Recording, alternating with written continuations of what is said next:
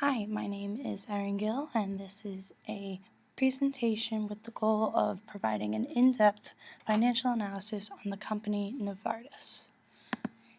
Now here is a picture of the headquarters in Basel, Switzerland, where Novartis, a Swiss multinational pharmaceutical company, is based out of. Now, Novartis has three portions of their company. One is Alcon, their eye care sector, Sandoz, which focuses on generics and biosimilars, as well as their innovative medicines division. Now, going on with the brief history of Novartis, it was created by a merger between Sandoz and Ciba Geigy in December 1996. Now, both members of the merger originally started as die makers and chemical producers in Switzerland and Germany.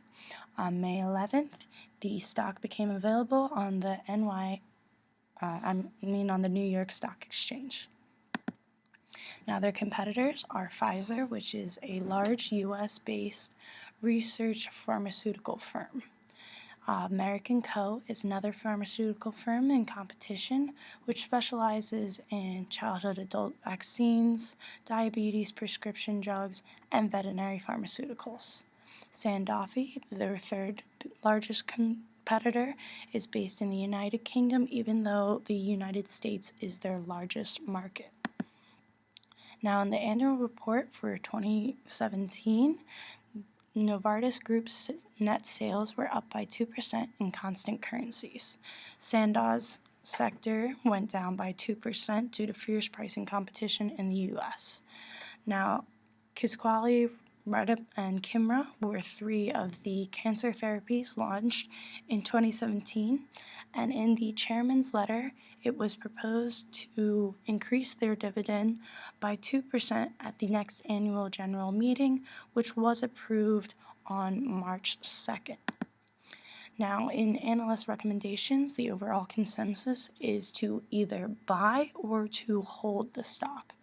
This means that the analysts are believing that the stock is a good purchase as long as the price is low enough, and otherwise to hold the stock and keep investing.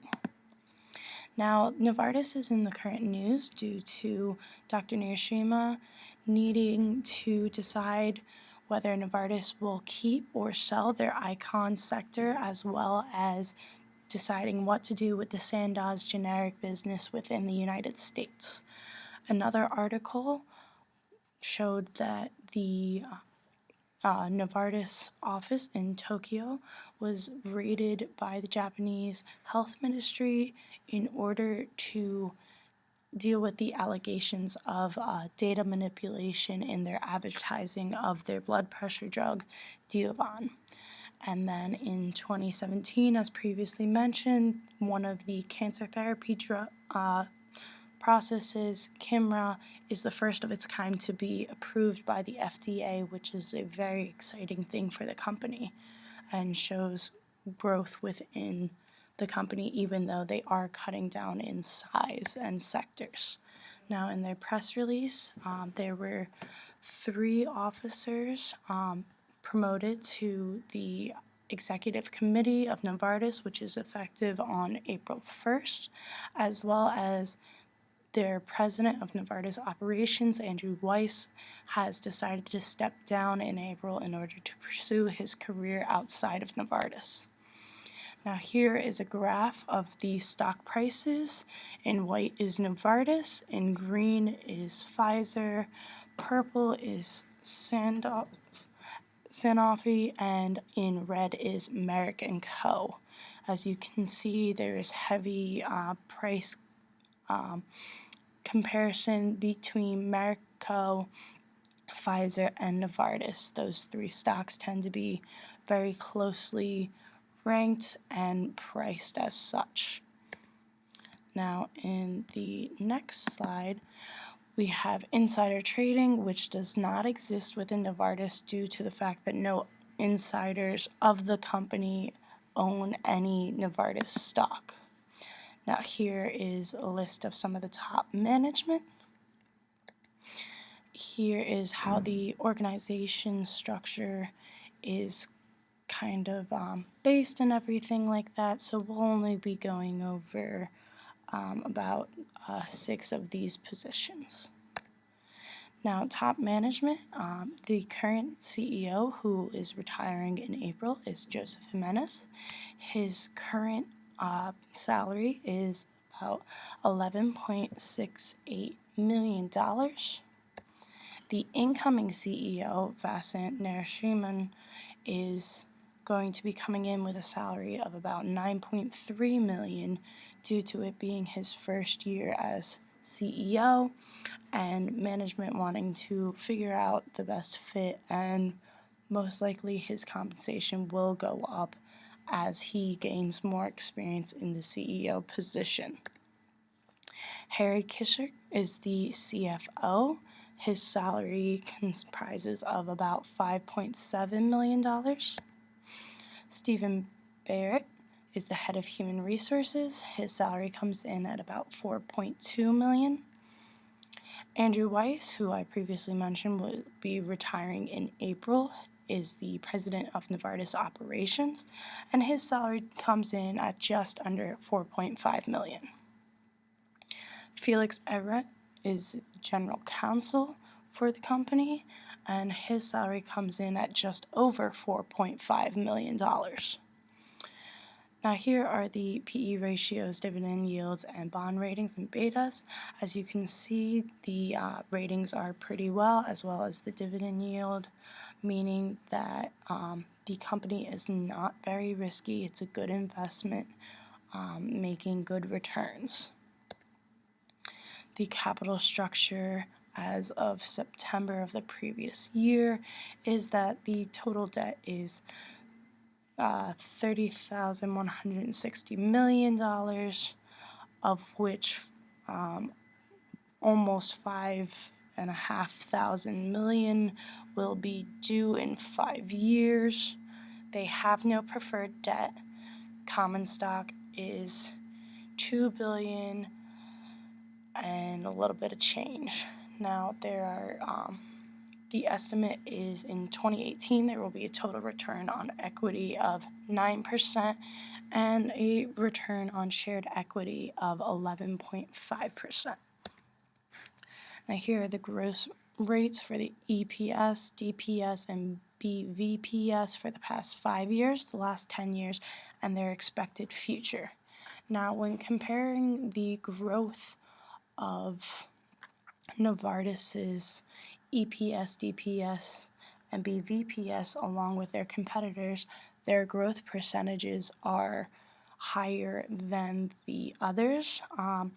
Pfizer is looking at about 4.73 increase over the next year for their EPS, as well as Sanofi is looking at a 7.63 increase in their EPS, and Merck & Co. is looking at a 6.24 increase in their EPS. So it shows that Novartis is expected to grow faster than their competitors over the next few years.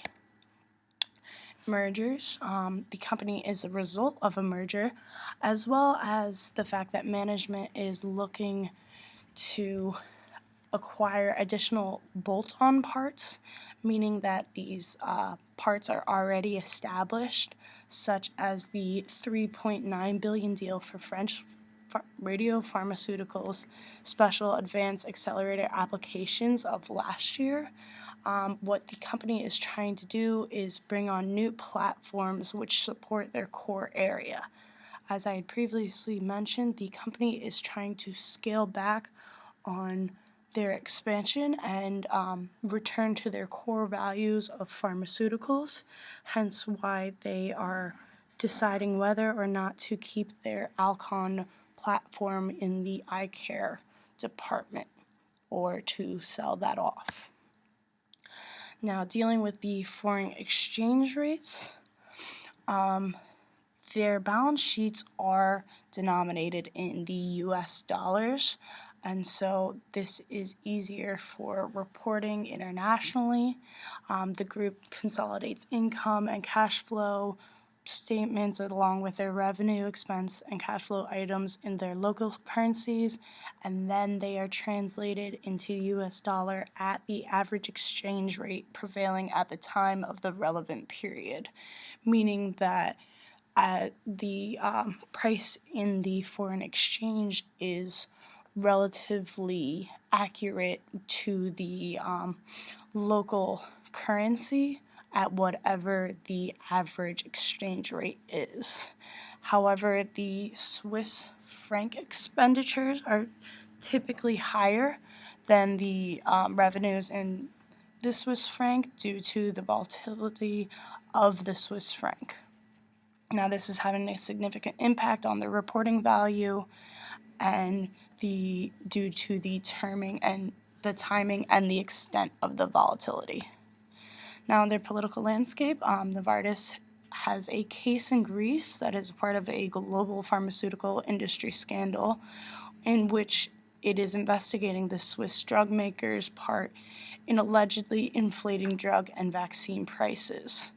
As a part of this, there's a whole bribery investigation of former prime ministers and a European Union commissioner, which is absolutely causing turmoil in Greece as they are trying to exit their bailout program. My personal recommendation would be to purchase the stock due to the growing sales, which were 2% overall in the current currencies, their successful launches of 12 drugs, as well as their 3 new cancer therapies, which Kimra, one of them, is 83% successful in trials, along with the fact that it is the only FDA-approved cancer therapy of its kind, is very appealing as an investor. I would have slight caution, however, due to the change in management with the new coming CEO. However, he has many years of experience working in Novartis, so I wouldn't be too concerned with that. Here's a list of my sources, and thank you for listening.